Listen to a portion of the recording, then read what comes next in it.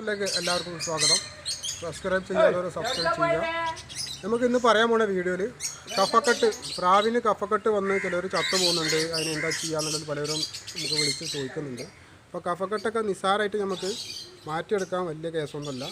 അത് ഇപ്പോൾ അതിൻ്റെ ട്രീറ്റ്മെൻറ്റ് എന്താ വെച്ചാൽ പറഞ്ഞുതരാം. ഇപ്പോൾ സാധാരണ ഈ പ്രാവിന് കഫക്കെട്ട് ഒന്നുമില്ല. അപ്പോൾ വീഡിയോക്ക് വേണ്ടിയിട്ട് ഞാൻ ഈ കഫക്കെട്ട് വരുന്നാൽ എന്ത് ചെയ്യാം?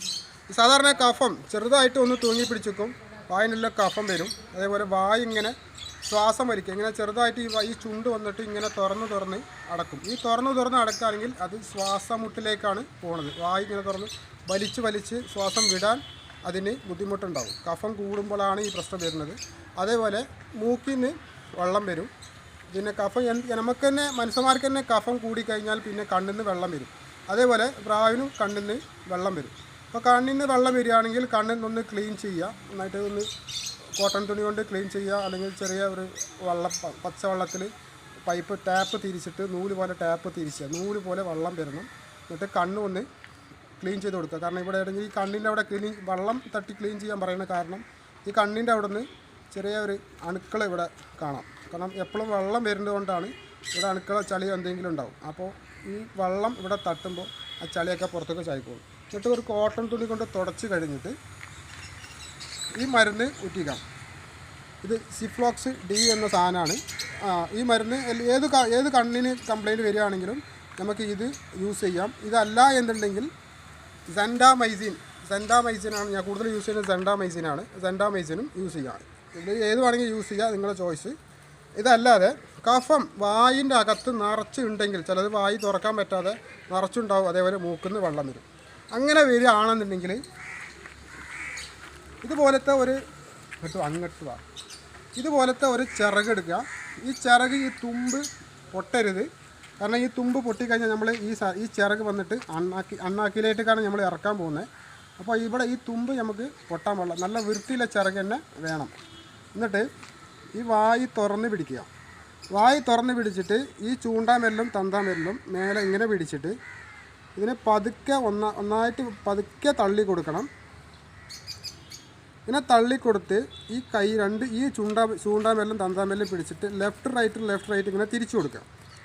ഇതിങ്ങനെ തിരിക്കുമ്പോൾ ഇതിൻ്റെ ഇവിടെ ഉള്ള കഫം കെട്ടിക്കിടക്കുന്ന ഈ കഫം മൊത്തം ഈ ചിറകിലോട്ട് കയറും. ഓക്കെ, അപ്പോൾ ഇങ്ങനെ തിരിച്ചു കൊടുക്കുമ്പോൾ ഒരു വിധമൊക്കെ കഫം ഇതിൽ തന്നെ പോരും. എന്നിട്ട് രണ്ടാമത് ഈ ചിറക് യൂസ് ചെയ്യാതെ കൂടുതലാണെന്നുണ്ടെങ്കിൽ വീണ്ടും വേറെ ചിറക് ഇതേപോലെ യൂസ് ചെയ്യുക. ഈ ചിറക് യൂസ് ചെയ്യുമ്പോൾ നന്നായിട്ട് വൃത്തി കഴുകി കോട്ടൺ തുണി കൊണ്ട് തുടച്ചിട്ട് വേണം. കാരണം ഡസ്റ്റ് ഉണ്ടാവരുത്. കാരണം നമ്മൾ വായിൻ്റെ ഉള്ളിലേക്കാണ് നമുക്ക് ഇടുന്നത്. അപ്പോൾ ഇത് ക്ലീൻ ചെയ്തതിന് ശേഷം അണ്ണക്കിലേക്ക് ഇട്ടിട്ട് തിരിച്ചു കൊടുക്കുക. എന്നിട്ട് ഒരു വിധമൊക്കെ നമുക്ക് ഇതിൽ നിന്ന് പോരും. എന്നിട്ട് ഇവിടെയൊക്കെ എവിടെയെങ്കിലും കഫം ഉണ്ടെങ്കിൽ ഒരു ബഡ്സും കൊണ്ട് മേലെല്ലാം ബഡ്സും കൊണ്ട് നമുക്ക് നീക്കിയെടുക്കാം. എന്നിട്ട് ഇത് ഡോക്സി സൈക്ലിൻ്റെ ടാബ്ലറ്റാണ്. ഒരുവിധം എല്ലാവരും യൂസ് ചെയ്യുന്ന ഒരു മരുന്നാണ് ഡോക്സി സൈക്ലിൻ. ഇത് 100 mg ടാബ്ലറ്റാണ്. കഫക്കെട്ടിന് മാത്രം യൂസ് ചെയ്യുന്ന മരുന്നാണ്.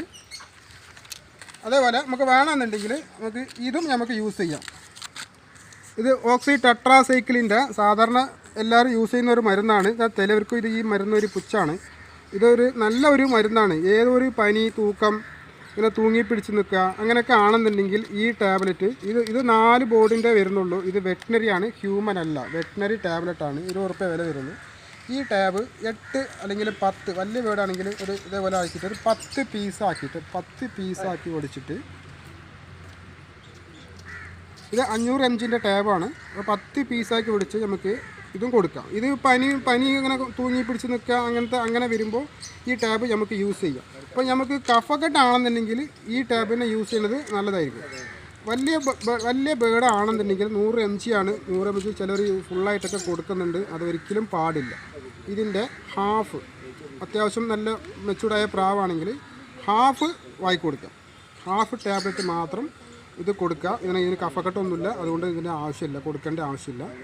അപ്പോൾ ഇതിൻ്റെ ഒരു ഹാഫും, പിന്നെ ഏതൊരു ആൻറ്റിബയോട്ടിക് നമ്മൾ കൊടുക്കുകയാണെങ്കിൽ തന്നെ വൈറ്റമിൻസ് ഏതായാലും കുഴപ്പമില്ല.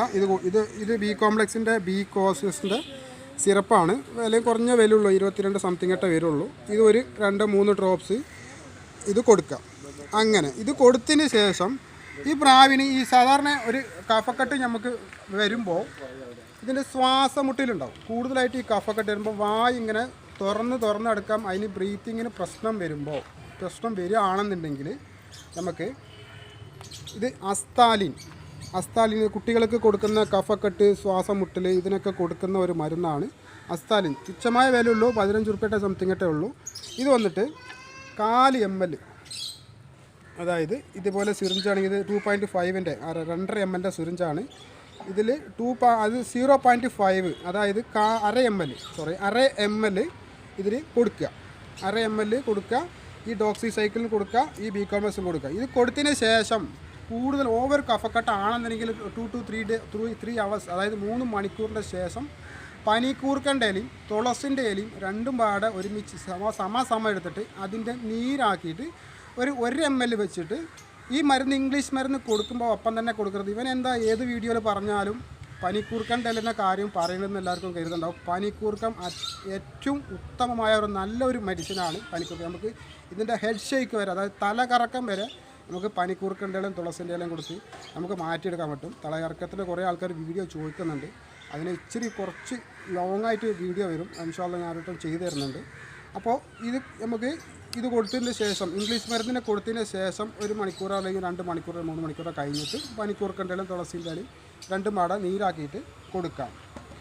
ഇങ്ങനെയും കൊടുത്തിട്ട് ഈ കഫക്കെട്ട് മാറിയിട്ടില്ല, ഒരു 5 ദിവസം വരെ ഈ ട്രീറ്റ്മെൻറ്റ്, ഞാൻ പറഞ്ഞ ഫസ്റ്റ് ചെയ്ത ട്രീറ്റ്മെൻറ്റ് ചെയ്യുക. ഈ 5 ദിവസം കൊടുത്തിട്ടും കഫക്കെട്ട് മാറിയിട്ടില്ല എന്ന് നിങ്ങൾക്ക് തോന്നുകയാണെന്നുണ്ടെങ്കിൽ പിന്നെ വേറെ ഒരു മരുന്നും കൂടി നമുക്ക് ചെയ്യാം. ഇത് വന്നിട്ട് മോൺടെക് LC കിഡ് എന്നാണ്. മോൺടെക് MONTEK LC കിഡ്. ഇത് കുട്ടികൾക്കുള്ള മരുന്നാണ്. നമുക്ക് തന്നെ ഇതിനെ വലുത് മരുന്ന് മോൺടെക് LC എന്നാണ് വരിക. ഇത് അലർജിക്കുള്ള ഗുളികയാണ്. ഇത് വന്നിട്ട് ഒരു ടാബ് ഹാഫ്, അത്യാവശ്യം ഈ ടാബ്ലറ്റിന് നല്ല റേറ്റ് ഉണ്ട്. ഒരു ഹാഫ് വെച്ചിട്ട് ഒരു നേരം മാത്രം കൊടുക്കുക. ഒരു നേരം ഈ ടാബും കൊടുക്കുക, ഒരു നേരം ഒരു ഹാഫ്, ഇതിലൊരു ഹാഫ് രാവിലെ കൊടുക്കുക, വൈകിട്ട് ഇത് മാത്രം കൊടുക്കുക. ഇത് കൊടുക്കുകയാണെങ്കിൽ ഒരു ദിവസം ഒരു പ്രാവശ്യം മാത്രം കൊടുക്കുക, വൈകിട്ട് ഇത് കൊടുക്കുക. ഇതിൽ രാവിലെ എങ്ങനെ വേണമെങ്കിലും യൂസ് ചെയ്യാം. ഓക്കെ. അപ്പോൾ ഇതിങ്ങനെ കൊടുത്തതിന് ശേഷം ഇതൊരു 3 ദിവസം കൊടുത്താൽ മതിയായിരിക്കും. ഏകദേശം ഇതിൻ്റെ ആവശ്യം വരുന്നില്ല, നമുക്ക് ഇത് മാത്രം തന്നെ ധാരാളമാണ്. ഇതും അസ്താലിനും വൈറ്റമിൻസ് മാത്രം കൊടുത്താൽ മതി. പിന്നെ പനിക്കൂർക്കൻ്റെ ഇലയും തുളസിൻ്റെ ഇലയും കൊടുക്കാം.